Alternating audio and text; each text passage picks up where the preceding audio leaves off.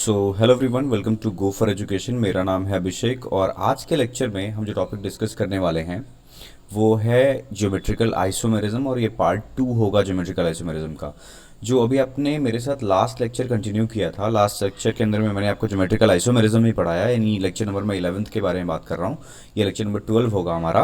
Lecture number 11th के अंदर में हम लोगों ने ज्योमेट्रिकल आइसोमेरिज्म पार्ट 1 डिस्कस किया, जिसके अंदर में मैंने आपको ये बताया था कि हम कैसे पहचानते हैं कि किन मॉलिक्यूल्स के अंदर में ज्योमेट्रिकल आइसोमेरिज्म होगा और किन मॉलिक्यूल्स में ज्योमेट्रिकल आइसोमेरिज्म नहीं होगा। ठीक है, तो अभी जब आपने वहाँ पे देखा था कि किन कौन से मॉलिक्यूल में होगा और कौन से मॉलिक्यूल में नहीं होगा, तो आपने वहाँ पे बस ये जान लिया कि होगा नहीं होगा। ठीक है, आपने ये नहीं जाना कि जिनमें होगा उन फॉर्म्स का नाम क्या है। ठीक है, तो आज का जो हमारा लेक्चर है ना, दैट इज डेडिकेटेड टू कि नॉमेनक्लेचर इन जीआई कैसे करते हैं। नॉमेनक्लेचर मतलब आईयूपीएसी नॉमेनक्लेचर नहीं, वो तो आपको नाम ऑलरेडी आ चुका है। नॉमेनक्लेचर इन जीआई मतलब जो मॉलिक्यूल ज्योमेट्रिकल आइसोमेरिज्म शो कर रहे हैं, यानी एक से ज़्यादा फॉर्म्स बना रहे हैं, तो उन फॉर्म्स का नाम यानी नॉमेनक्लेचर क्या होगा। तो हमारा जो आज का जो टारगेट है ना, जो हमारा आज का जो टारगेटेड टॉपिक है, that is nomenclature in GI cover करना है। ठीक है, और जैसे हम इस टॉपिक को आज कवर करेंगे नॉमेनक्लेचर इन जीआई, हमारा जो लेक्चर होगा वो एंड हो जाएगा। ठीक है, एक पॉलीन्स का भी ज्योमेट्रिकल आइसोमेरिज्म है, वो आपको यहीं पे मैं बता दूंगा। यानी आज जीआई का जो कंटेंट है, मतलब नॉमेनक्लेचर जो है वो कंप्लीट हो जाएगा। कल मैं आपको ना कुछ एप्लीकेशन भी पढ़ा दूंगा, मतलब हमारा थर्ड लेक्चर हो जाएगा जीआई का। इवन मैंने आपको बोला था 2 लेक्चर के अंदर में कंप्लीट करेंगे, तो हमारा जो कॉन्सेप्ट है जीआई का कंप्लीट हो जाएगा, लेकिन एप्लीकेशन ऑफ जीआई भी समझना है, जैसे डाइपोल मोमेंट पे फ़र्क पड़ता है, उन सारी चीज़ों को भी एक लेक्चर के अंदर में हम डिस्कस करेंगे। यानी जीआई आपको 3 लेक्चर में पढ़ाऊंगा, चौथा लेक्चर जो हमारा होगा, यानी लेक्चर नंबर 12 के बाद लेक्चर नंबर 13 भी जो होगा वो भी जीआई से रिलेटेड होगा, और लेक्चर नंबर 14 में हम प्रैक्टिस सेशन करेंगे बेस्ड ऑन जीआई। ओके, तो चलिए without wasting your time start करते हैं नॉमेनक्लेचर इन जीआई। तो जीआई में यानी जिन मॉलिक्यूल्स में जीआई हो रहा है उनमें बेसिकली 3 तरीके का ही नॉमेनक्लेचर देखा जाता है। ठीक है, फर्स्ट देखते हैं हम सिस ट्रांस नॉमेनक्लेचर। ठीक है, और सिस ट्रांस नॉमेनक्लेचर जनरली आप देखोगे तो एल्कीन्स के अंदर ही आपको ज़्यादा दिखेगा। ठीक है, ओके, ऐसा नहीं कि और में नहीं दिखेगा, लेकिन हम लोग को पढ़ना सिस ट्रांस एल्कीन्स के अंदर में। फिर हम पढ़ेंगे सिन एंटीफॉर्म। ठीक है, सिन और एंटीफॉर्म ये आपको दिखेगा ऑक्साइम्स के अंदर में। हम लोगों ने बताया था ना कि जीआई ऑक्साइम्स में भी होता है, एजो में भी होता है, तो एजो और ऑक्साइम्स के अंदर में आपको सिन एंटीफॉर्म नॉमेनक्लेचर सिस्टम दिखेगा। थर्ड जो है दैट इज ईजेड फॉर्म। ठीक है, ईजेड फॉर्म, ईजेड फॉर्म भी आपको किस में दिखेगा, एल्कीन्स के अंदर में दिखेगा। ठीक है, कब कौन सा कॉन्सेप्ट लगाना है हम धीरे धीरे करके टॉपिक में डिस्कस कर लेंगे। सो चलिए स्टार्ट करते हैं अपने को नॉमेनक्लेचर सिस्टम इन जीआई। और सबसे पहला जो हमारा नॉमेनक्लेचर सिस्टम है that is called first one is cis trans nomenclature system. उसको हम पढ़ेंगे, cis trans nomenclature system in GI. Clear है? चलिए, तो देखो सिस ट्रांस नॉमेनक्लेचर सिस्टम कब लगाया जाता है। It is applicable when at least 2 atoms और group are present on restricted rotation system. Same groups बोलने का मतलब है कि जैसे मान लो एल्कीन पे ये सिस्टम कहाँ पे यूज़ होगा, एल्कीन के अंदर में यूज़ होगा। तो मान लीजिए कि मैंने तो पहले बोल दिया कि एक कार्बन पे 2 सेम ग्रुप्स नहीं होना चाहिए, ये वाला तो एप्लीकेबल नहीं, इसमें तो जीआई होगा ही नहीं, तो यहाँ पे बात ही मत करो। अब 2 ग्रुप मिनिमम सेम होना चाहिए, तो 2 ग्रुप या फिर एटम सेम होना चाहिए, तो किस पे, तो एक sp2 कार्बन पे और ये दूसरा sp2 कार्बन है। अगर ऐसा है कि ये जो sp2 कार्बन है और ये जो दूसरा sp2 कार्बन है उन पे कोई कॉमन ग्रुप है, जैसे यहाँ पे A और A मैंने लगाया हुआ है, तो आप सिस ट्रांस सिस्टम यूज़ कर सकते हो। ठीक है, यहाँ पे C हो तो भी चलेगा, C हो D हो, यानी अलग अलग ग्रुप भी हो एटम्स का या फिर सेम सेम ग्रुप हो तो भी चलेगा, लेकिन मिनिमम जो 2 कार्बन है sp2 वाले जिनके अराउंड रिस्ट्रिक्टेड रोटेशन है, उन पे ग्रुप्स 2 सिमिलर होने चाहिए, तो ही हम सिस ट्रांस सिस्टम यूज़ करते हैं। ठीक है, तो चलिए जैसे सिस ट्रांस सिस्टम में ये बहुत इजी है, ये बच्चा इसमें कोई कन्फ्यूज़न नहीं रहता है। तो सिस ट्रांस सिस्टम के लिए अपने को क्या देखना है, तो देखो अगर एल्कीन में सेम ग्रुप्स 2 कार्बन पे जो सेम ग्रुप्स हैं, जैसे A और A, ठीक है, यहाँ पे मान लो B लगा दिया और C लगा दिया, सेम भी कर सकता हूँ मैं, B भी लगा सकता हूँ, कोई दिक्कत नहीं है। ठीक है, और एक इसी मॉलिक्यूल का मैं स्ट्रक्चर बना रहा हूँ कुछ इस तरीके का, A B और C। इन दोनों में आप ध्यान दोगे तो दोनों का मॉलिक्यूलर फॉर्मूला सेम है, बस स्ट्रक्चर में हम लोगों ने एटम का पोजीशन अलग अलग किया है। जैसे देखो इस कार्बन पे भी A है, इस कार्बन पे भी ए है। सिमिलरली इस कार्बन पे भी इस कार्बन पे भी यहाँ पे ए लगा हुआ है और इस कार्बन पे भी ए लगा हुआ है।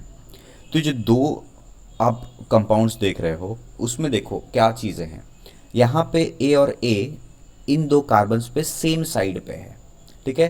तो अगर सेम साइड पे होता है तो हम इसको बोलते हैं, मतलब सेम ग्रुप अगर सेम साइड पे होता है तो इसको हम लोग बोलते हैं सिस फॉर्म, ठीक है। सो दिस इज सिस एल्कीन। और अगर उल्टे साइड पे होता है तो उसको हम लोग क्या बोलते हैं, ट्रांसफॉर्म। तो देखो यहाँ पे ऑपोजिट एंड्स पे है तो इसको हम लोग ट्रांसफॉर्म बोलते हैं। अगर आप एटम्स के बीच में यहाँ पे डिफरेंस देखोगे, जस्ट अ सेकेंड, अगर यहाँ पे आप एटम्स के बीच में जो सेम ग्रुप है उनके बीच में डिस्टेंस देखोगे तो यहाँ पे डिस्टेंस ये है और यहाँ पे जो डिस्टेंस है वो कुछ ऐसा है। तो बताओ सेम ग्रुप में कहाँ डिस्टेंस ज़्यादा है, ट्रांस में। तो ट्रांस में सेम ग्रुप में अगर डिस्टेंस ज़्यादा होगा तो डिस्टेंस ज़्यादा मतलब रिपल्शन कम तो ट्रांस की स्टेबिलिटी जनरली क्या होती है, ज़्यादा होती है। जनरली मैंने बोला, एक्सेप्शंस भी आ सकते हैं, ठीक है। तो सिस कब यूज़ करोगे, जब same group on same side हो तो आप क्या यूज कर सकते हो, सिस। और अगर सेम ग्रुप ऑपोजिट साइड हो, ठीक है, तो हम उसको क्या बोलेंगे, ट्रांसफॉर्म बोलेंगे। जनरली सिस फॉर्म कम स्टेबल होता है एज कंपेयर टू ट्रांस, ठीक है। अब जैसे एग्जांपल में और कुछ बात करते हैं। जैसे मैंने बोला कि आप ले लो, आपको ब्यूट टू इन जो है क्या वो जीआई शो करेगा। तो हम लोगों ने कल वाले लेक्चर में भी देखा और आज भी आप देख लो ब्यूट टू इन कैसे बनेगा, CH3 CH double bond CH single bond CH3, this is bute two ene, ठीक है। अब ब्यूट टू इन में देखो कार्बन नंबर, मैं इसको नंबरिंग अगर कर दूं 1 और 2 ऐसे चलो मैं प्रॉपरली नंबरिंग कर देता हूँ, 1 2 3 और 4। तो 2 और 3 के बीच में देखोगे एक डबल बॉन्ड है, यानी यहाँ पे क्या प्रेजेंट है, रेस्ट्रिक्टेड रोटेशन सिस्टम यानी RRS। तो यहाँ पे GI शो होगा, एकदम करेक्ट बात है। और ये कैसे शो होगा, तो क्या करोगे, कार्बन नंबर 2 और 3 को बना दोगे ऐसे, ठीक है। इस पर एक हाइड्रोजन लगा दिया, एक CH3 लगा दिया, यही तो लगा हुआ है ना इसके ऊपर में, ठीक है। सिमिलरली यहाँ पे भी एक हाइड्रोजन लगा हुआ है इस कार्बन पे भी, और यहाँ पे CH3। ये कार्बन नंबर कौन कौन सा है, ये कार्बन नंबर 1 है, कार्बन नंबर 2 है, कार्बन नंबर 3 है और कार्बन नंबर 4 है। सिमिलरली एक और स्ट्रक्चर बनाया जा सकता है, यहाँ पे CH3 को हम ऑपोजिट एंड्स पे दिखा दें। जैसे यहाँ पे H है, यहाँ पे CH3 है, ठीक है। इधर पे अब CH3 चला गया और यहाँ पे एक H लगा हुआ है, ठीक है। तो यहाँ ध्यान दो, ये भी वही उसी तरीके से है, carbon number 1 2 3 and carbon number 4, ठीक है। तो ध्यान देंगे यहाँ पे जो सेम ग्रुप्स हैं, तो यहाँ पे देखो तो हाइड्रोजन और हाइड्रोजन, इस कार्बन पे भी हाइड्रोजन है, इस कार्बन पे भी हाइड्रोजन है, तो दो एटलीस्ट सेम ग्रुप्स होने चाहिए। तो देखो यहाँ पे हाइड्रोजन हाइड्रोजन सेम साइड, यहाँ पे हाइड्रोजन और हाइड्रोजन क्या है, ऑपोजिट एंड्स पे है। तो इसका नाम क्या हो जाएगा, इसका नाम हो जाएगा सिस टू ब्यूटीन या फिर सिस ब्यूट टू इन, ठीक है। या फिर हम कह सकते हैं सिस ब्यूट टू इन। उसी तरीके से इधर वाले का नाम क्या हो जाएगा, ट्रांस टू ब्यूटीन तो है ही, तो ट्रांस ब्यूट टू इन। तो इधर वाला क्या हो गया, लेफ्ट हैंड वाला सिस, और ये हो गया ट्रांस। तो इसी तरीके से नॉमेनक्लेचर चलता है। क्लियर बात। चलिए दूसरा मॉलिक्यूल देखते हैं, C double bond C COOH, इधर पे H, इधर पे H। बताइए भाई कौन सा फॉर्म है, तो आराम से देखो ये क्या है, सेम ग्रुप सेम साइड, तो आराम से क्या बोल दोगे, सर ये सिस फॉर्म है। नाम नॉमेनक्लेचर आप करते रहना, ठीक है। बाकी अगर इसको मैं एक बार जस्ट बता देता हूँ, ये मैलेइक एसिड है और इसका नाम क्या है, ब्यूटेन डाइकोइक एसिड। ब्यूटेन यानी 2 सेकंड कार्बन पर है ना, तो 2 ब्यूटीन डाइओइक एसिड हो जाएगा। उस तरीके से सिस फॉर्म में तो उसका पूरा नाम क्या हो गया, सिस 2 ब्यूटीन डाइओइक एसिड, और इसको मैलेइक एसिड भी कहा जाता है। उस तरीके से मैं इसमें अगर H को अपोजिट एंड्स पे कर देता, इस तरीके से इधर पे एक H लगाया, दूसरा H यहाँ लगा देते हैं, ठीक है। और यहाँ पे COH जैसे लगा हुआ है उस तरीके से COH को लगा के अगर क्वेश्चन पूछा जाता तो ये भी मैलेइक एसिड ही है, लेकिन बस ये कौन सा फॉर्म हो जाता है, इसका ट्रांसफॉर्म हो जाता। तो सिस और ट्रांस में बस बेसिकली अपने को क्या देखना है कि जो दो ग्रुप्स हैं वो सेम साइड पे होने चाहिए। तो सिस फॉर्म बोलोगे मतलब मिनिमम 2 ग्रुप्स, मतलब ग्रुप या फिर एटम्स जो अपने को RRS वाले जो कार्बन है, यानी जो sp2 कार्बन है, उस पर जो ग्रुप्स लगे हैं मिनिमम कोई ना कोई मैच कर जाए। बस दो ग्रुप सेम होने चाहिए, सेम कार्बन पे नहीं, अलग अलग कार्बन पे, अलग अलग वही sp2 कार्बन पे जो ग्रुप्स हैं वो क्या होने चाहिए, अपने को सेम होने चाहिए, तो हम सिस ट्रांस सिस्टम यूज़ करते हैं। ठीक है।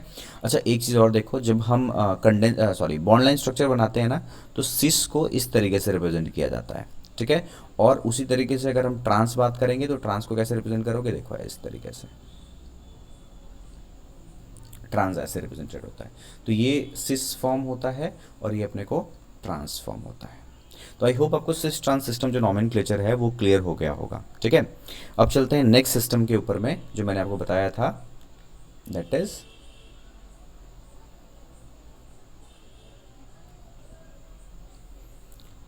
सेकेंड जो सिस्टम था हमारा अपने डिस्कशन के लिए, that is syn anti form. Syn anti form. ठीक है। तो ध्यान देंगे, सिन एंटी फॉर्म कभी एल्कीन के लिए नहीं यूज होता है, सिन एंटी फॉर्म हम ऑक्साइम्स के लिए यूज करते हैं। ठीक है। और एजो के लिए यूज करते हैं। क्लियर। तो चलिए सबसे पहले हम C90 फॉर्म तो पढ़ेंगे, ये हमारा हेडिंग है जो पार्ट 2, सॉरी हम सेकंड जो पढ़ रहे हैं, लेकिन उसके अंदर में भी मैं आपको सबसे पहले किसके लिए पढ़ाऊंगा, ऑक्साइम्स के लिए पढ़ाऊंगा। ठीक है, कि ऑक्साइम्स में कैसे यूज़ करते हैं। ठीक है। तो ऑक्साइम्स के अंदर हम लोगों ने दो फॉर्म पढ़ा था, एक पढ़ा था एल्डोक्साइम,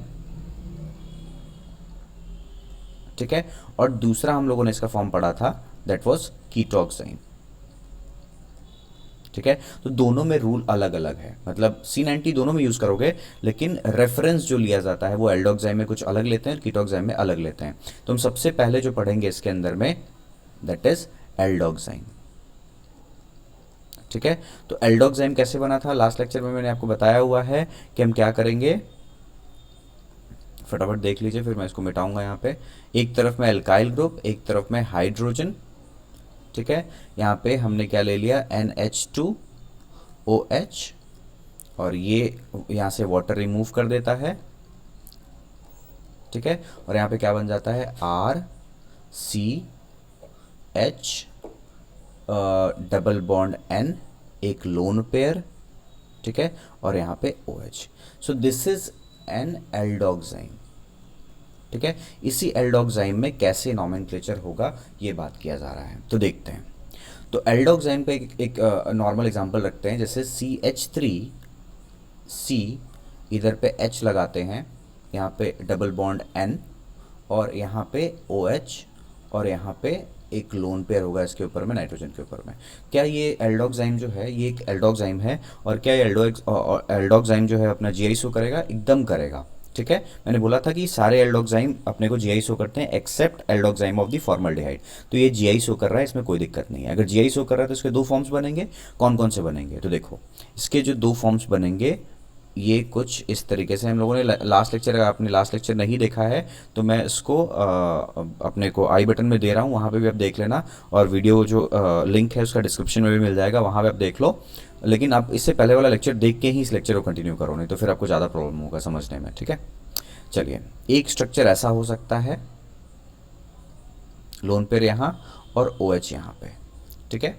उसी तरीके से एक दूसरा स्ट्रक्चर से कैसे बना सकते हैं, CH3, ठीक है, और यहाँ पे H डबल बॉन्ड N, ऊपर साइड पे OH, और यहाँ पे एक लोन पेयर। ठीक है। ये दो फॉर्म्स हैं, मतलब GI के फॉर्म नंबर A और फॉर्म नंबर B। ठीक है। मतलब इसी का एक स्ट्रक्चर ऐसा होगा और एक स्ट्रक्चर ऐसा होगा। क्लियर। तो ये जो हम लोगों ने कंपाउंड बनाया, इसमें दो फॉर्म्स बना दिए, तो इसमें कौन सा फॉर्म सिन होगा, कौन सा फॉर्म एंटी होगा एल्डोक्साइम में। तो एल्डोक्साइम के अंदर में सीधा सीधी आप क्या देखोगे, अगर H, कार्बन का जो H है और नाइट्रोजन का जो OH है सेम साइड पे होता है, when H and OH are on same side, then it is sin form।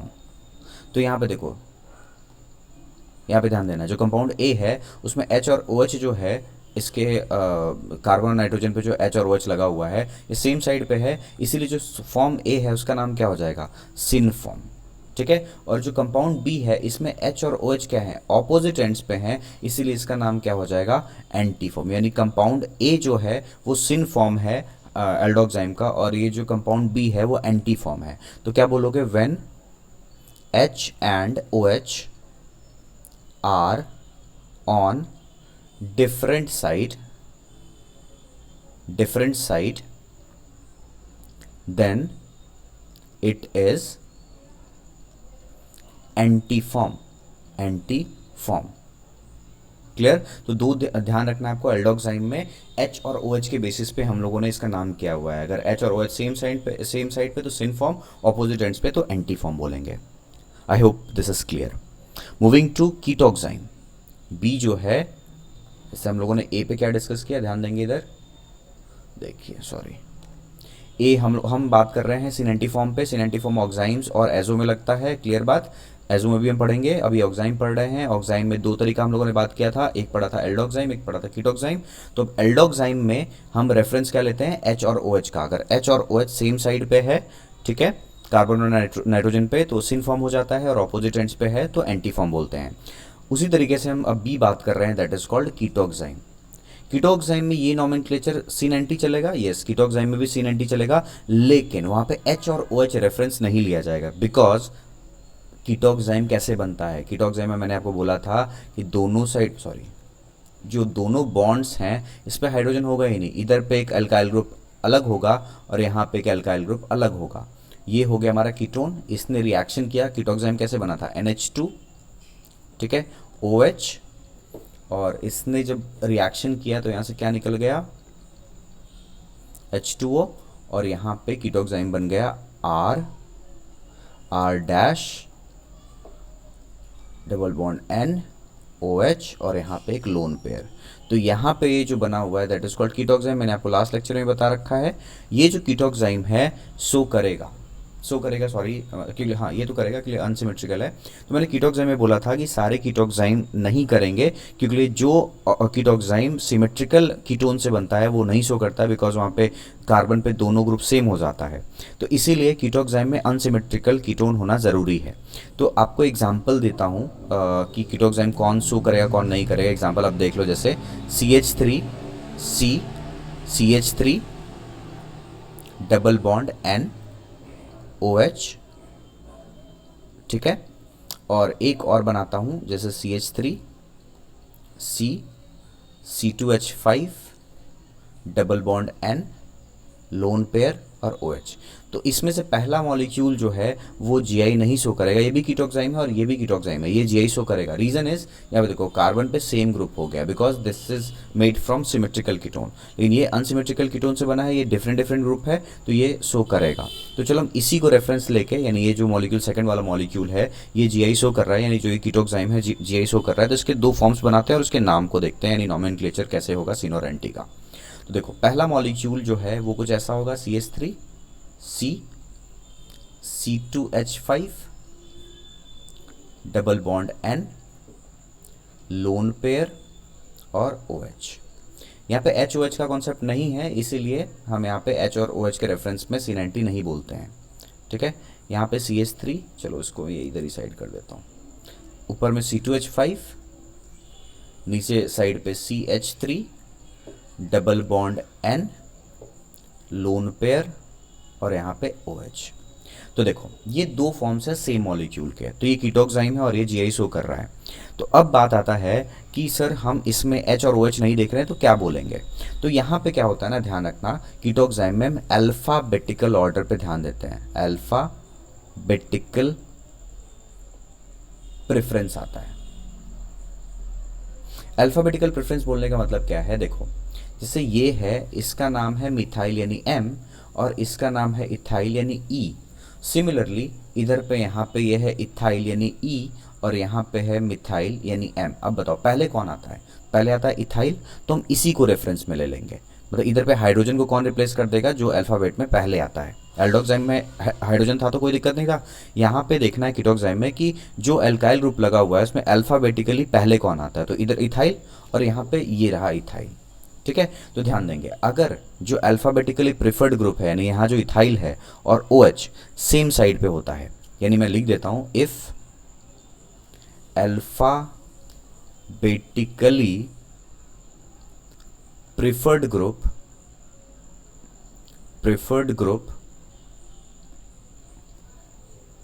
and OH are on same side. जैसे मॉलिक्यूल नंबर ये पहला वाले में देखिए, इथाइल अल्फाबेटिकली प्रिफर्ड है और OH सेम साइड पे है, तो this is syn form of the ketoxime. ठीक है, same side then it is syn form. बात क्लियर है। और अगर if alphabetically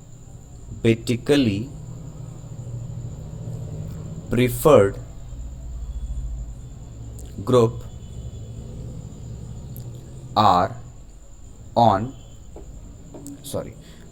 alphabetically preferred group and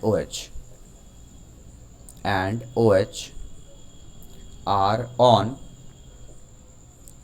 opposite side, then it is antiform। तो अपने को ये जो है सिन फॉर्म हो गया, और जो सेकंड है यहाँ पे देखोगे अल्फाबेटिकली यानी इथाइल और OH जो है ऑपोजिट एंड्स पे हो रहे हैं, यानी मैं दोनों को सर्कल नहीं करता हूँ नहीं तो कन्फ्यूजन हो जाएगा। यहाँ देखो जिसको मैंने सर्कल किया इसको ध्यान दो, इथाइल और OH सेम साइड तो सिन हो गया, और यहाँ पे इथाइल और OH ऑपोजिट, तो ये क्या कहलाएगा, एंटी फॉर्म। तो सिन एंटी फॉर्म आई होप आपको समझ में आ गया होगा कि एल्डोक्साइम और कीटोक्साइम में किस तरीके से यूज़ किया जाता है। ठीक है, इट इज़ वेरी सिंपल। ठीक है, तो मैंने आपको सीन एंटी फॉर्म पढ़ाना स्टार्ट किया और मैंने आपको इसमें बता दिया कि कैसे हम एजो ग्रुप्स में देखते हैं, ऑक्साइम्स में देखते हैं, नहीं एल्डोक्साइम में और कीटोक्साइम में किस तरीके से देखते हैं। ठीक है, तो थोड़ा सा हम बैक जाते हैं, एक बार देख लेते हैं हम लोगों ने क्या पढ़ा। हम सीन एंटी फॉर्म पढ़ रहे थे, मैंने बोला था कि ये ऑक्साइम्स के अंदर भी होगा और एजो में भी होगा। इसमें मैंने आपको ऑक्साइम में, एल्डोक्साइम और कीटोक्साइम में कैसे देखते हैं सीन एंटी बता दिया। अब हम चलते हैं एजो की तरफ। ठीक है, ओके, चलिए। सीन एंटी फॉर्म एजो में भी यूज किया जाएगा, एजो कंपाउंड्स में भी। ठीक है, एजो कंपाउंड्स में भी सीन एंटी फॉर्म चलता है। तो एजो कैसा दिखता था, हम लोगों ने बात किया था ना, N डबल बॉन्ड N, इसके ऊपर में इधर एक लोन पेयर, इधर एक लोन पेयर। अब इधर पे आप एल्काइल ग्रुप भी लगा सकते हो, H भी लगा सकते हो, R भी हो सकता है और H भी हो सकता है, दोनों साइड R हो सकता है, दोनों साइड H भी हो सकता है। ठीक है, पहला एग्जाम्पल है जैसे N2H2 एक मॉलिक्यूल दिया हुआ है, क्या ये अपने को GI शो करेगा? तो पहले आप स्ट्रक्चर वाइज देखो तो ये एक एजो कंपाउंड है, N double bond N, H और H, यहाँ पे एक लोन पेयर, यहाँ पे एक लोन पेयर। तो ये एक एजो कंपाउंडर, एजो कंपाउंड में कोई भी गड़बड़ दिक्कत नहीं है, सारे के सारे जो एजो कंपाउंड है वो अपने को GI शो करते हैं। ठीक है, तो अगर ये एजो कंपाउंड GI शो कर रहा है तो इसके दो फॉर्म्स कौन से बनेंगे? दो फॉर्म्स ऐसे बनेंगे, लोन पेयर के रेफरेंस से बोला जाता है, मैंने आपको बताया था दो फॉर्म्स। ठीक है, नाम नहीं बताया था लेकिन आपको लेक्चर में तो पहले पढ़ा दिया है ना। चलिए, लोन पेयर इधर, लोन पेयर इधर, पहले चलिए सेम साइड ही बना देता हूँ, H और H। सिमिलरली एक और फॉर्म क्या बन सकता है,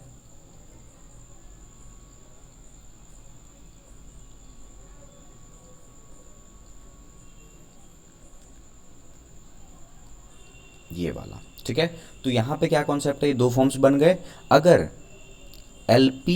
LP सेम साइड हो जाए, सेम साइड जैसे ऊपर वाले मॉलिक्यूल में आप देख रहे हो, तो इसको आपको क्या बोलना पड़ेगा, सिन फॉर्म।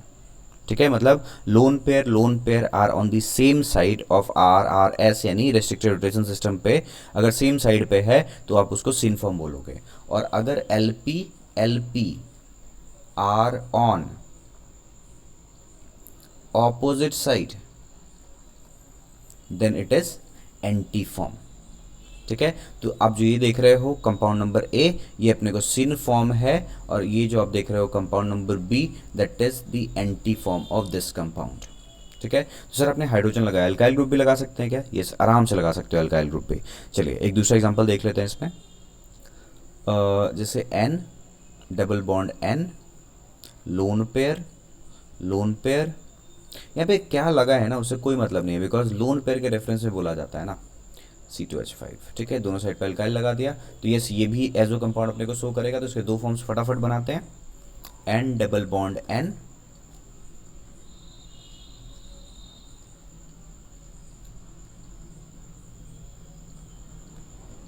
C2H5 इधर हो गया CH3। इसका एक दूसरा फॉर्म बनेगा N double bond N, lone pair इधर हो गया C2H5, और इधर पे लोन पेयर यहाँ हो गया, और यहाँ हो गया CH3। तो ये जो है यहाँ पे आप देखोगे लोन पेयर सेम साइड पे है, तो this is syn form and this is anti form. I hope आपको ये जो सिन एंटी फॉर्म वाला जो कॉन्सेप्ट है वो समझ में आ गया होगा। तो मैंने आपको सिन एंटी फॉर्म बता दिया, ऑक्साइम्स के अंदर होता है, और आपको हम लोगों ने बात किया एजो के अंदर में। ये चीज़ क्लियर हो गया। तो हमारा नॉमेनक्लेचर में हम लोगों ने पहले स्टार्ट किया सिस ट्रांसफॉर्म, आपको समझ में आ गया। फिर मैंने सिन एंटी बताया, वो भी समझ में आ गया। तो सिस ट्रांस अपने को एल्कीन में मिलेगा, और वहाँ पे हम लोगों ने बात कर ही लिया किस कब शो होगा। उस तरीके से जो सिन एंटी फॉर्म है वो ऑक्साइम्स और एजो में होगा, वो हम लोगों ने डिस्कस कर लिया। अब आता है EZ फॉर्म, ठीक है। जो third that is EZ nomenclature, ठीक है, EZ फॉर्म नॉमेनक्लेचर। ये किस में यूज़ होता है? ये भी एल्कीन में यूज़ किया जाता है, ठीक है। Class just a second.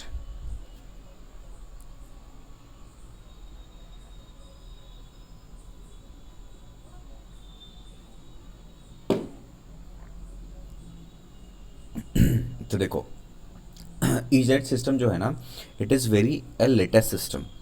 ये लेटेस्ट सिस्टम है, ठीक है। अब लेटेस्ट सिस्टम में सिमेट्रिकल नहीं लिखा है, सिस्टम लिखा है, मैं पूरा ही लिख देता हूँ। लेटेस्ट सिस्टम है, और ये सिस्टम क्यों अपने को अडॉप्ट करना पड़ा, क्योंकि कई बार क्या होता था कि एल्कीन्स में अगर सारे ग्रुप्स अलग अलग कर दिए जाए, मैंने बोला कि 2 मिनिमम ग्रुप सेम होना चाहिए अलग अलग कार्बन पे, लेकिन अगर मान लो चारों ग्रुप्स ही अलग हो गए, तो वहाँ पे सर हम सिस ट्रांस बोल ही नहीं पाएंगे, क्योंकि सिस ट्रांस के लिए मिनिमम सेम ग्रुप्स होने चाहिए, जिनको हम रेफरेंस लेकर बोलते हैं, सेम साइड तो सिस और ऑपोजिट साइड तो ट्रांस। लेकिन जब सारे ग्रुप्स अलग हो जाएंगे तो फिर हम क्या करेंगे, तो वहाँ पे अपने को सिस और ट्रांसफॉर्म नहीं यूज़ हो पाएगा, वहाँ पे हमें EZ सिस्टम यूज़ करना पड़ेगा। तो ये बहुत लेटेस्ट सिस्टम है, और इट इज़ एप्लीकेबल। ये कब लगाना है? इट इज़ एप्लीकेबल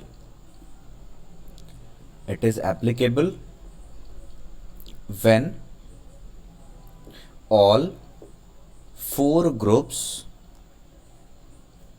around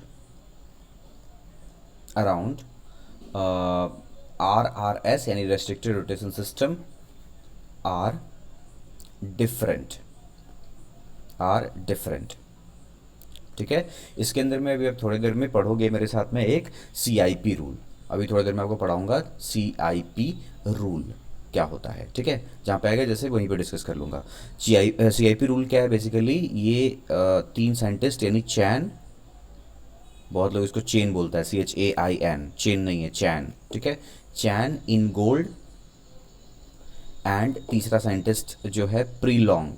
इन तीनों साइंटिस्ट ने मिलकर रूल दिया, बहुत छोटा सा रूल है, उनके बेसिस पे ये किया गया है CIP रूल। डिस्कस करेंगे क्या है, ठीक है। देखो, अच्छा, अब यहाँ पे E फॉर्म और Z फॉर्म का मतलब क्या होता है? E फॉर्म जो है ना, E फॉर्म को हम बोलते हैं एंटीजन फॉर्म। ये बायोलॉजी वाला एंटीजन नहीं है, ये है ENTEGEN, एंटीजन फॉर्म, ठीक है। और Z क्या होता है? जूजामन, ZUSAMMEN, जूजामन फॉर्म। तो E एंटीजन फॉर्म हो गया और Z जूजामन फॉर्म हो गया, ठीक है। अब समझोगे एंटीजन और यानी E फॉर्म और Z फॉर्म कब बोलना है। तो नेक्स्ट स्लाइड पे आते हैं, ध्यान देंगे। E फॉर्म पे पहले बात कर लो। E form,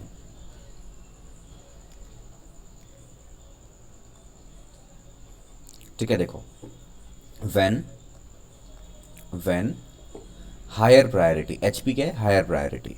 when higher priority groups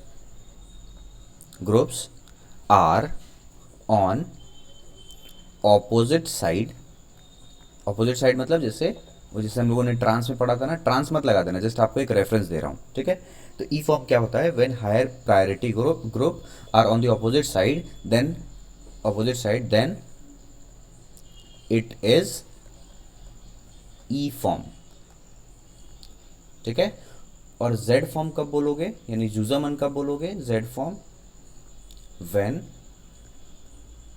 higher priority groups are on the same side. Same side मतलब कैसा हो गया, किसके जैसा होगा, ये सिस जैसा होगा। ठीक है, सिस ट्रांस नहीं बोलोगे, जस्ट आपको बता रहा हूँ, रेफरेंस ले लो आप कि थोड़ा सा कॉमन। तो ई टी एक वर्ड याद रख लो, ई टी मतलब ई फॉर्म ट्रांस जैसा होता है। ठीक है, चलो तो अब थोड़ा सा बात कर लेते हैं कि कहाँ पे लगाना है ये चीज़। तो देखो पहले आप सी आई पी रूल पढ़ लो, फिर हम बात करेंगे। सी आई पी स्टार्टिंग में बताना पड़ेगा, तभी आप प्रायोरिटी डिसाइड कर पाओगे। तो यहाँ पे एक छोटा सा रूल आता है, that is called C I P rule. C I P rule के कुछ पॉइंट्स हैं, ठीक है, उनको डिस्कस करते चलेंगे। सी आई पी रूल का पहला पॉइंट है, प्रायोरिटी जो आप डिसाइड करोगे, प्रायोरिटी, ठीक है, वो डिसाइड करोगे डायरेक्टली प्रोपोर्शनल टू, यानी प्रायोरिटी जो होगा वो डायरेक्टली प्रोपोर्शनल हो जाएगा atomic number of directly attached atom to R S. ठीक है, रेस्ट्रिक्टेड रोटेशन सिस्टम वाला जो एटम है उससे डायरेक्टली अटैच एटम होगा उसके एटॉमिक नंबर से। जैसे C double bond C, fluorine हो गया, आयोडीन हो गया, क्लोरीन हो गया और ब्रोमीन हो गया। ठीक है, ये भी चारों ग्रुप्स अलग अलग है एल्कीन के अराउंड। तो यहाँ पे आप दूसरा फॉर्म बना सकते हो, यानी कंपाउंड जीआई शो कर रहा है। ठीक है, उसी तरीके से यहाँ पे हम बात करें, सी डबल बॉन्ड सी, यहाँ पे NH2 है, यहाँ पे OH है, यहाँ पे CH3 है और यहाँ पे अगर हम बात करें Cl है। क्लियर? तो देखो ये दो मॉलिक्यूल्स मैंने बनाया है, जस्ट यहाँ बात करें कौन सा फॉर्म है प्रायोरिटी डिसाइड करके। तो प्रायोरिटी कैसे, atomic number of the directly acid. देखो यही है हमारा आर एस सिस्टम का जो कार्बन एटम है वही है, इससे डायरेक्टली अटैच देखना है। तो एक कार्बन पे, इस कार्बन पे हम देखेंगे HP कौन जाएगा, फिर सिमिलरली इस कार्बन पे देखेंगे HP कौन जाएगा। ठीक है, चलिए तो देखो इधर पे लगा है क्लोरीन, इधर पे लगा है ब्रोमीन, किसका एटॉमिक नंबर ज़्यादा है, ब्रोमीन का। सो ब्रोमीन यहाँ पे हमारा HP हो जाएगा, हायर प्रायोरिटी। सिमिलरली फ्लोरीन और आयोडीन में आयोडीन हमारा HP हो जाएगा। तो देखो HP सेम साइड पे होता है तो हम लोग कौन सा फॉर्म बोलते हैं, सेम साइड पे सिस बोलते हैं ना, यानी Z फॉर्म। तो this is Z form. Clear? उसी तरीके से यहाँ पे ध्यान देंगे, इधर पे इस कार्बन से डायरेक्टली अटैच्ड है क्लोरीन और इस कार्बन से डायरेक्टली, मिथाइल नहीं अटैच्ड है, डायरेक्टली अटैच्ड है कार्बन। तो कार्बन और क्लोरीन में ज़्यादा एटॉमिक नंबर कौन है, क्लोरीन का। सो दिस इज HP। सिमिलरली यहाँ पे डायरेक्टली अटैच्ड नाइट्रोजन है और इधर पे डायरेक्टली अटैच्ड ऑक्सीजन है। तो ऑक्सीजन ज़्यादा एटॉमिक नंबर होता है, इसलिए ये हो गया HP। तो यहाँ पे ध्यान दोगे HP ऑपोजिट एंड्स पे है, तो ET के हिसाब से आप ट्रांस जैसा है ना ये, तो ये कौन सा फॉर्म हो जाएगा, E फॉर्म कहलाएगा। ठीक है, तो ये रूल नंबर 1 से हम लोगों ने कर लिया इसको। आते हैं rule number 2 of CIP rule. Rule 2 क्या कहता है, if atomic number is same then priority is given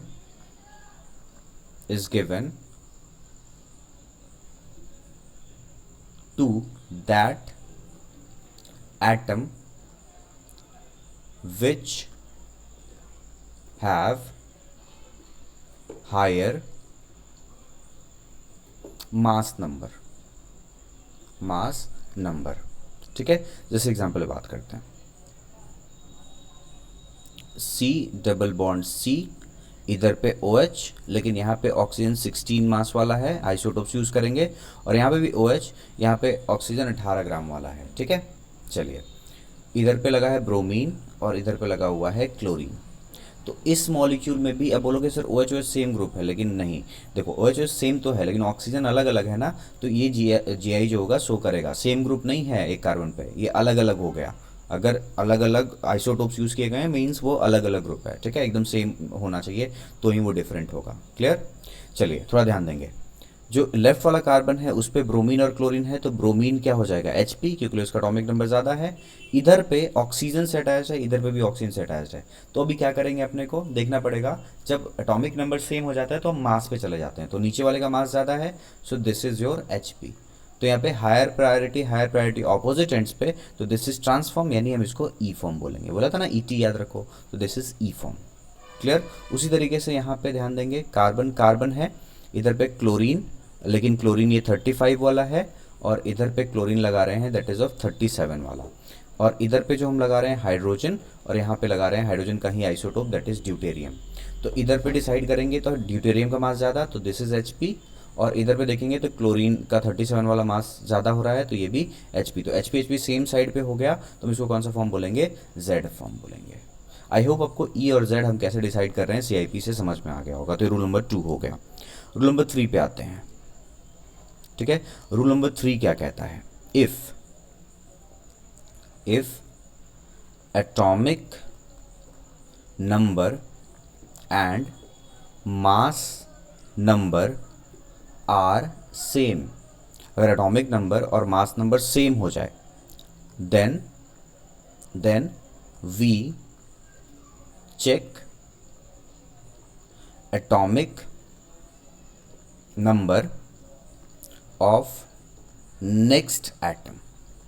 मतलब अगले एटम पे चले जाओ। अगले एटम कैसे, एग्जांपल देता हूँ, C डबल बॉन्ड C, इस पे एक लगा हुआ है CH2Cl, ठीक है, और इधर पे लगा हुआ है CH2Br, क्लियर, ओके। इधर पे हम बात करेंगे तो इधर पे लगा हुआ है CH2 और ये है CH3, मतलब इथाइल ग्रुप लगा हुआ है, और यहाँ पे हम बात करें तो यहाँ पे लगा हुआ है मिथाइल ग्रुप, ठीक है।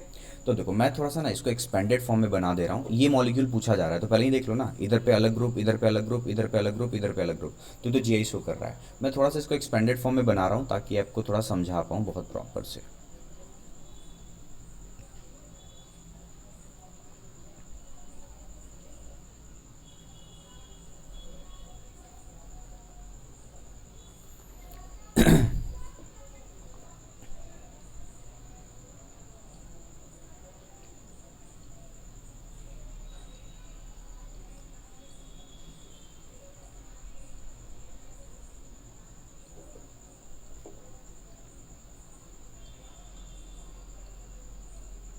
ठीक है, मैंने इसी को एक्सपैंड करके बनाया हुआ है। तो अब ध्यान देंगे, अपने को इधर पे इस कार्बन पे डिसाइड करना है कि ये हायर प्रायोरिटी होगा कि ये हायर प्रायोरिटी होगा। तो अभी हम देख रहे हैं कि इस कार्बन से अटैच जो ये वाला कार्बन है, मतलब इधर जो ग्रुप है उधर भी कार्बन है और इधर भी कार्बन है। तो जब ऐसा लफड़ा फंसे कि जो हमारा जो डायरेक्टली अटैच्ड एटम है उसका एटॉमिक नंबर सेम और मास नंबर भी सेम, यानी मास भी सेम हो जाए, तो क्या करो, नेक्स्ट एटम पे मूव करो। कैसे नेक्स्ट एटम पे, तो देखो मैंने यहाँ पे एक्सटेंडेड फॉर्म इसी का बनाया हुआ है। तो ये जो कार्बन है इससे जो ग्रुप अटैच है उस पर कार्बन, मतलब ये जो कार्बन है डायरेक्टली कार्बन से अटैच्ड, ये भी कार्बन से अटैच्ड, तो यहाँ पे हम डिसाइड नहीं कर पाएंगे। तो नेक्स्ट एटम देखो, तो ये जो कार्बन है फर्दर हाइड्रोजन से अटैच्ड है, तो यहाँ पे भी ये भी हाइड्रोजन और ये भी हाइड्रोजन से अटैच्ड है।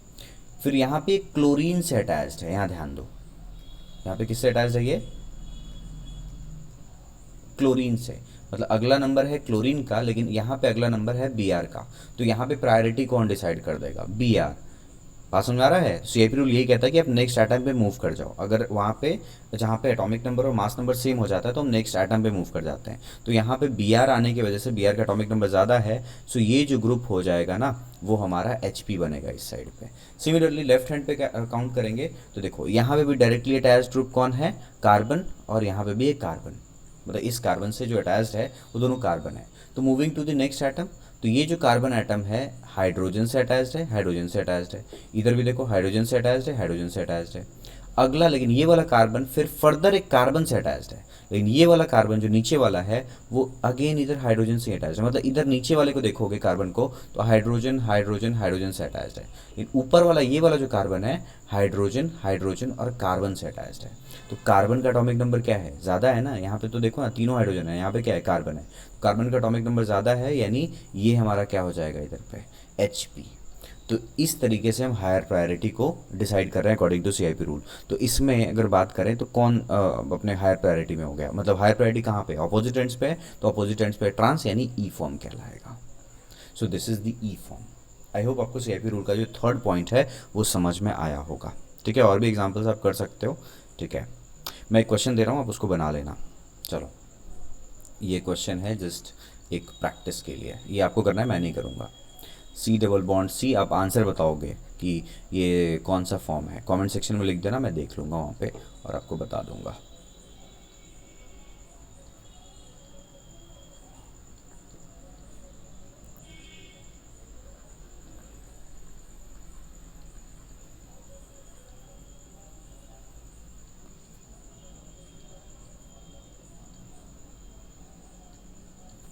ठीक है, ये अब कंपाउंड है एज एन होमवर्क में, इसको आप ट्राई करोगे, बताओगे कौन सा फॉर्म है। ठीक है, चलिए रूल नंबर 4 पे आते हैं।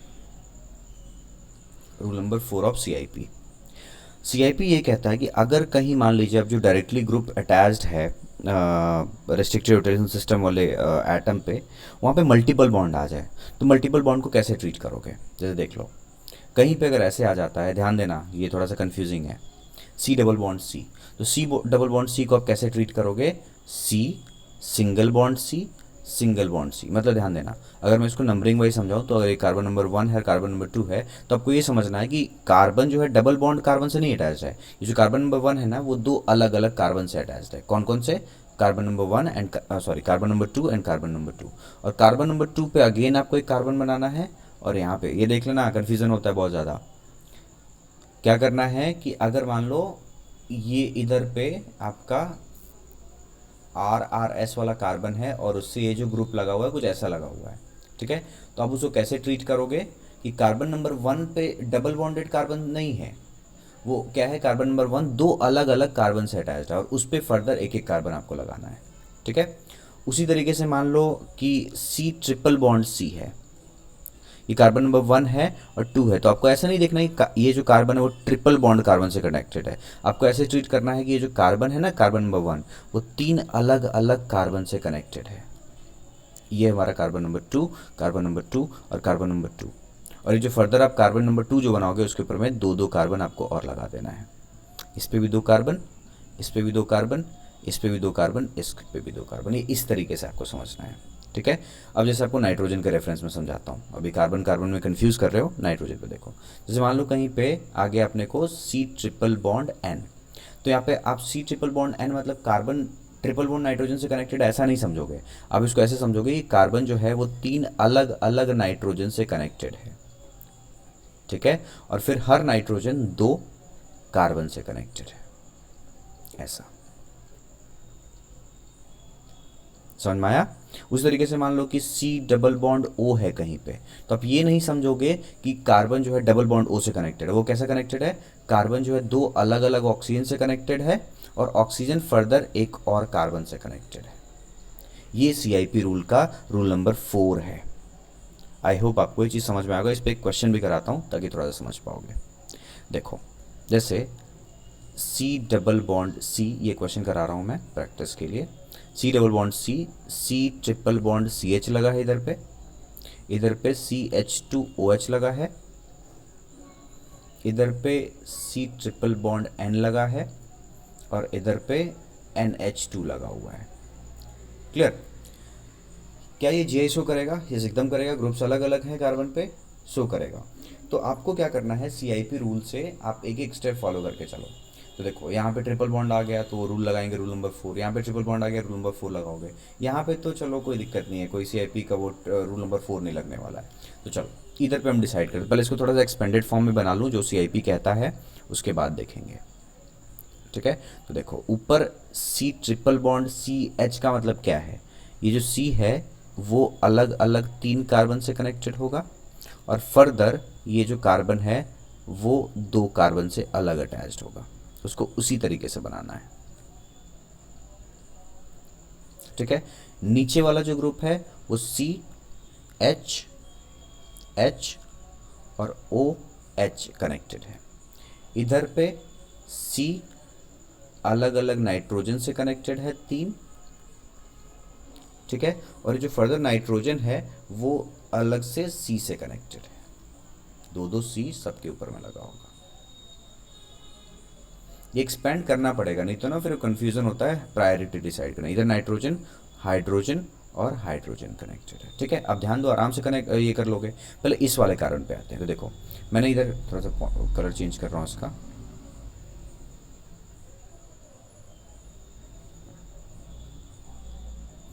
चलिए यहाँ ध्यान देंगे, ये वाला कार्बन मतलब इस वाले कार्बन पे इधर पे कार्बन अटैच्ड, ये भी कार्बन अटैच्ड, तो यहाँ से प्रायोरिटी डिसाइड नहीं हो पाएगा। तो नेक्स्ट कार्बन पे चले जाओ, मतलब नेक्स्ट एटम पे।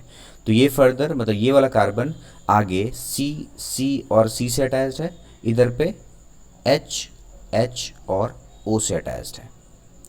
H और क्या है, O है, अटैचमेंट। ठीक है, तो अब यहाँ पे क्वेश्चन आता है कि हायर प्रायोरिटी कौन जाएगा। तो देखो ऊपर में कार्बन कार्बन कार्बन है और नीचे में हाइड्रोजन हाइड्रोजन ऑक्सीजन, तो जीता कौन? ऑक्सीजन आ गया ना ज़्यादा वाला।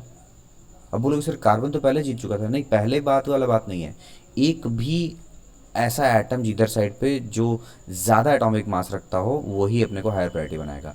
यानी नीचे जो है ऑक्सीजन आने के वजह से ये जो फर्दर कार्बन जो है ऑक्सीजन से कनेक्टेड था, इसीलिए ये वाला जो ग्रुप है नीचे का ये हमारा इधर पे क्या बनाएगा? HP बनाएगा। Clear?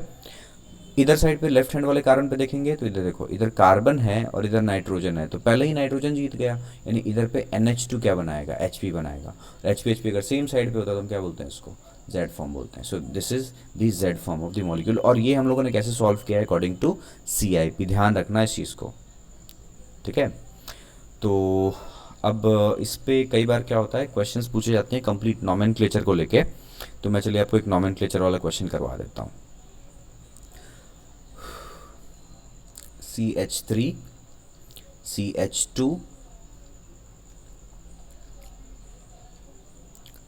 C double bond C। मैं इसमें बहुत ज़्यादा एक्सप्लेनेशन नहीं करूँगा कि किस तरीके से आप निकाल लेना, मैं फॉर्म्स निकालूंगा फटाफट अपने तरीके से, मतलब थोड़ा जल्दी जिस तरीके से मैं कर लेता हूँ, और आप उसको फिर मैच कर लेना कि हम लोगों ने सही किया है कि नहीं। मैं आपको नॉमेनक्लेचर बस बताने वाला हूँ।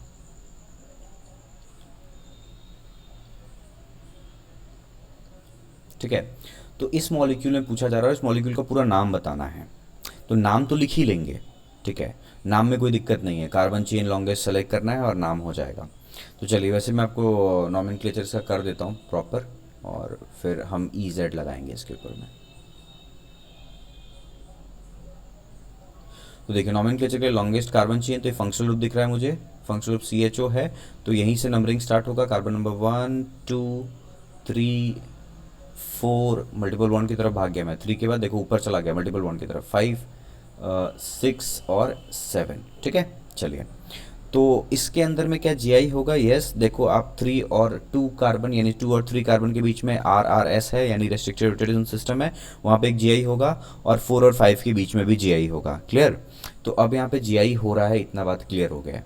तो चलो फिर अगर जब GI है तो इसके अंदर में हम देख लेते हैं कि 2 और 3 के बीच में कौन सा फॉर्म है और 4 और 5 के बीच में कौन सा फॉर्म है। तो अगर हम देखेंगे इधर पे क्लोरीन है तो HP यहाँ हो गया, और इधर पे ऊपर साइड पे कार्बन, यानी HP सेम साइड पे है, सेम साइड होने का मतलब हो गया कि ये Z फॉर्म हो जाएगा, ठीक है।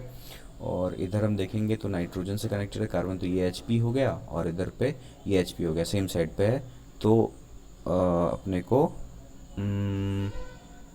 यहाँ पे कौन कौन है भाई? यहाँ पे नाइट्रोजन है, और ये हायर प्रायोरिटी, और इधर पे हायर प्रायोरिटी सेम साइड पे है, तो सेम साइड पे होने का मतलब क्या हो गया? फिर से Z फॉर्म ही हो गया ना। ये भी वापस से चेक कर लो एक बार, क्लोरीन और यहाँ पे हायर प्रायोरिटी ऊपर था, तो सेम साइड Z। हाँ, तो दोनों के दोनों क्या हैं? Z हैं। तो देखो इसका नाम क्या है? कंप्लीट इस कंपाउंड का अगर आप नाम देखोगे, जो रूल चलता है वैसे ही चलता है, पेरेंट चेन में आप सब्स्टिट्यूएंट्स काउंट करते चलो, CH3 दिख रहा है, बस सब्स्टिट्यूएंट अगर आप पेरेंट चेन देख पा रहे हो, तो ये हमारा पेरेंट चेन है ना पूरा, मैं मिटा दूंगा अभी, ये हमारा पेरेंट चेन है, ठीक है। तो इसके अलावा सब्स्टिट्यूएंट आपको 4 दिख रहा होगा, तो पहले उसी का नाम लिख लो। एमीन है सब्स्टिट्यूएंट में, मिथाइल है और क्लोरो है, तो पहले अमाइन बोलोगे तो कौन सा अमाइन? 4 अमाइन, ठीक है। 2 पे chloro, 3 5 di methyl, THY methyl, hept ene 2 4 diene, ठीक है। ओके, डाईइन है, सॉरी डाईइन नहीं, लास्ट में तो अल भी है ना, डाईइन अल, ठीक है। तो ये कंपाउंड का पूरा नाम हो गया, लेकिन आपको आगे ब्रैकेट में बताना पड़ेगा कि 2 कार्बन नंबर 2 जो है, और कार्बन नंबर जो 4 है, कार्बन नंबर 2 और 4 उसका फॉर्म बताना पड़ेगा। तो कार्बन नंबर 2 भी Z है, ठीक है, और कार्बन नंबर कॉमा करके जो आपका 4 है वो भी Z है। तो ये इस तरीके से, मतलब इस पूरा नाम क्या हो गया? 2Z 4Z 4 amine 2 chloro 3 5 dimethyl heptane 2 4 डाईइनल। तो ये पूरा कंपाउंड का नाम हुआ इंक्लूडिंग इट्स ज्योमेट्रिकल आइसोमेरिज्म, ठीक है। चलिए, तो आज के लास्ट टॉपिक पे आते हैं कि कई बार हमें एल्कीन्स दिया रहता है, एल्कीन का बहुत बड़ा चेन दिया रहता है, तो हम कैसे पहचानते हैं। तो आज का लास्ट टॉपिक है, दैट इज़ मैंने बोला था ना, पॉलीन्स। पॉलीन्स पॉलीन्स मतलब जिनमें बहुत सारा मल्टीपल बॉन्ड बनाया, डबल बॉन्ड बनाए रहे, उसमें हमको पूछा जाता है कि नंबर ऑफ जीआई निकालो। तो पॉलीन्स में हम क्या जानने वाले हैं, टोटल नंबर ऑफ जीआई। ध्यान रखना, हमारा यही हेडिंग है कि टोटल नंबर ऑफ जीआई कितना होगा। अभी तक जीआई के फॉर्म्स का नाम देख रहे थे हम, लेकिन हमारा नॉमेनक्लेचर खत्म हो गया है। हम पॉलीन्स में बात कर रहे हैं कितने जीआई स्ट्रक्चर्स बनेंगे, ये पूछा जाएगा।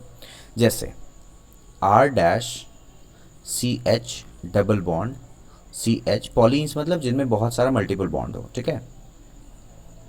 ऐसे चेंज चलता गया, C H double bond C H two R two R two, ये आर वन आर टू कर देता हूँ, आर डैश नहीं करो, आर वन और आर टू, ठीक है। इसके अंदर में चलो मैं इधर ही कर ही देता हूँ, तो कन्फ्यूज़न हो जाएगा।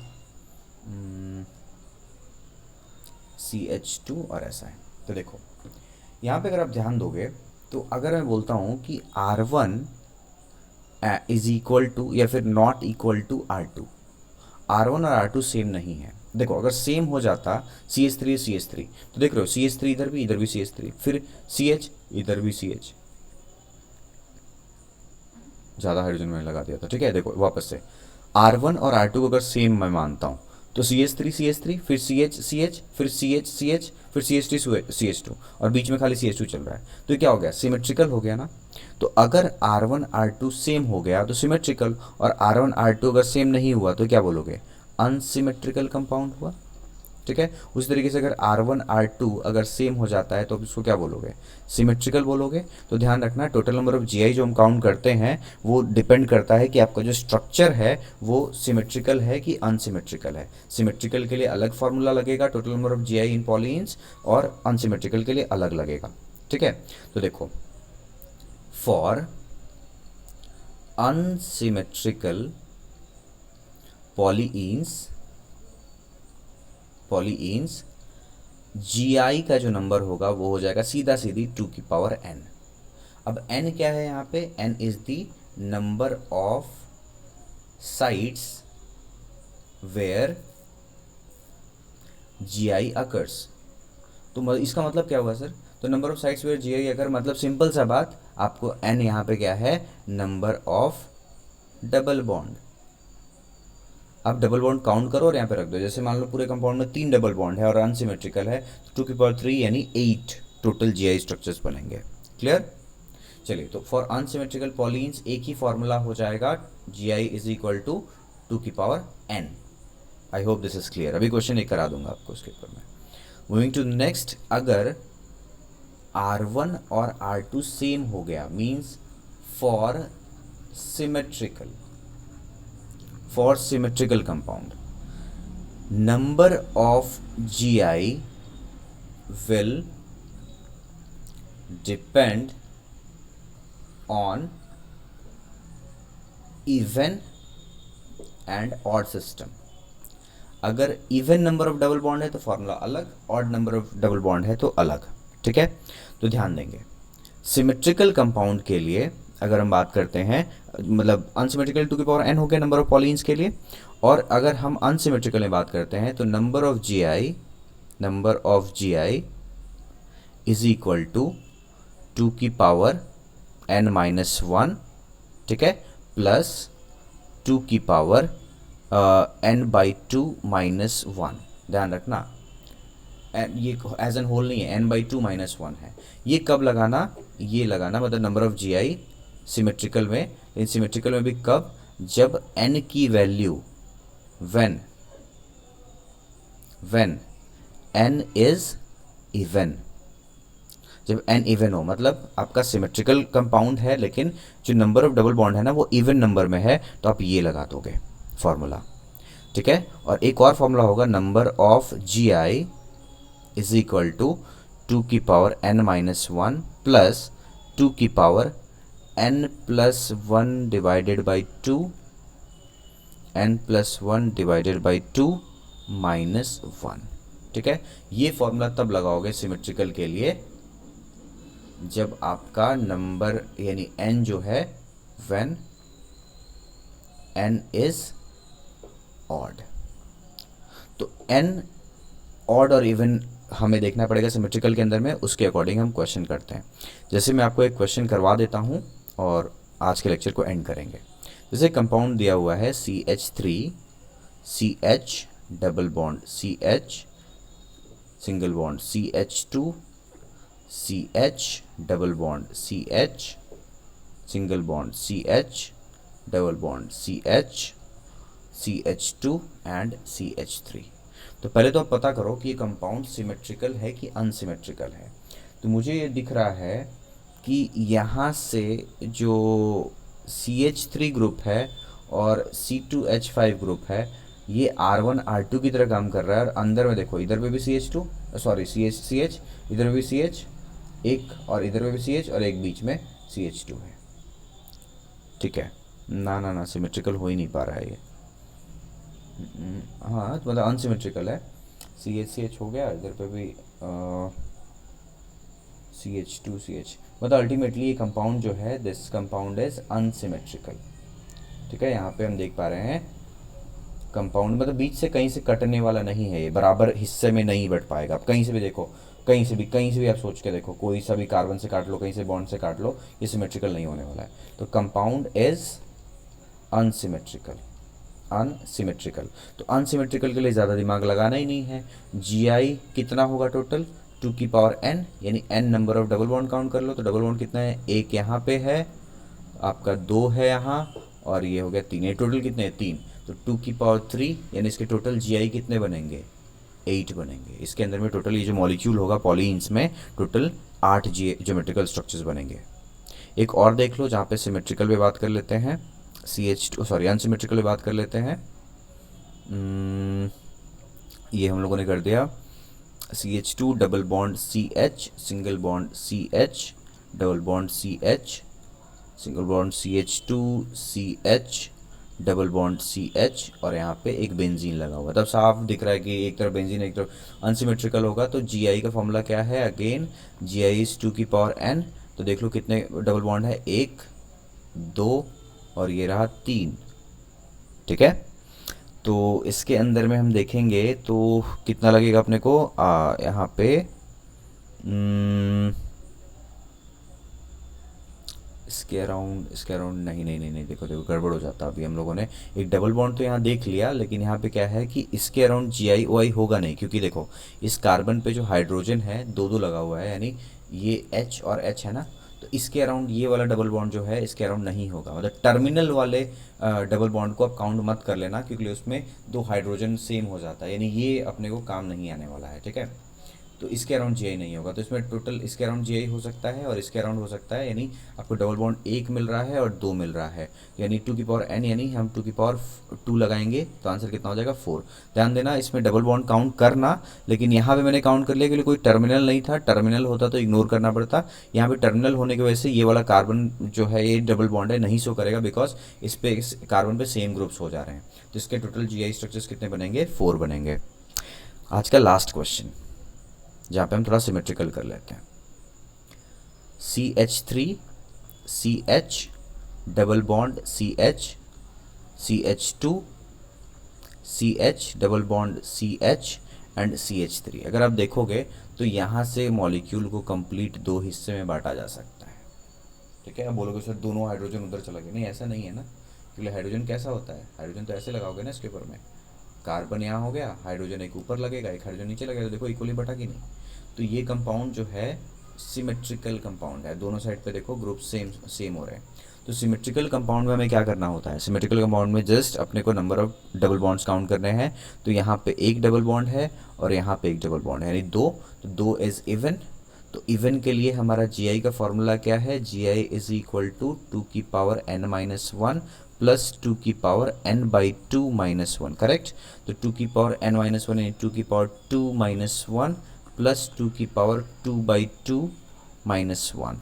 तो ये हो गया 2 की पावर 2 यानी 1, तो यानी हो गया 2, और ये 2 की पावर 1 - 1 0, यानी 2 की पावर 0 इज़ 1, यानी 2 + 1। तो टोटल इसके GI कितने बनेंगे, टोटल 3 बनेंगे।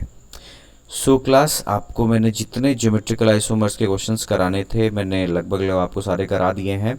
और प्रैक्टिस के लिए मैं प्रैक्टिस सीट आपको आपके टेलीग्राम चैनल जो हमारा बना हुआ है वहाँ पे आपको दे रहा हूँ। Just practice the questions based on geometrical isomers. और मुझे लगता है कि मैंने आपको जितना कॉन्सेप्ट सिखा दिया है, इसके अलावा आपको कुछ भी लेफ़्ट राइट बाहर कुछ भी क्वेश्चंस करने को मतलब आपको दिक्कत नहीं होना चाहिए, ठीक है। सो क्लास, अगर आपको ये लेक्चर अच्छा लगा है तो अपने फ्रेंड्स के साथ शेयर कीजिए। Do share this video with your friends. Subscribe to this channel that is go for agriculture, sorry go for education. हमारा गो फॉर एग्रीकल्चर एक दूसरा सेगमेंट है। So subscribe to the channel that is go for education NEET and JEE. और video अगर अच्छा लगा है तो लाइक कीजिए। एंड बहुत ही जल्द मिलेंगे अपने नए लेक्चर में, जहाँ पे हम आपको जो क्या फ़ायदा है यानी application of geometrical isomerism complete करेंगे। तो अगला जो लेक्चर होगा that is application of geometrical isomerism. और अगर बहुत छोटा लेक्चर रहता है वो, तो हम उसी में कुछ क्वेश्चन भी प्रैक्टिस कर लेंगे। लेकिन उसके साथ में मैं आपको बता रहा हूँ कि जैसे लेक्चर नंबर 12 था ना, लेक्चर नंबर 13 तो एप्लीकेशन बेस्ड होगा। लेक्चर नंबर 14 जो मैं करूँगा वो आपको प्रैक्टिस सेशन होगा, जहाँ पे हम नीट और जेई के प्रीवियस ईयर क्वेश्चंस लगाएंगे। और तभी आपको समझ में आया कि हमने सारे कॉन्सेप्ट्स क्लियर किए हैं कि नहीं है, ठीक है। सो क्लास, आई होप आपको लेक्चर क्लियर हो गया है। लेक्चर को यहीं पे अब होल्ड ऑन करते हैं और मिलते हैं अगले वाले लेक्चर में। Bye bye.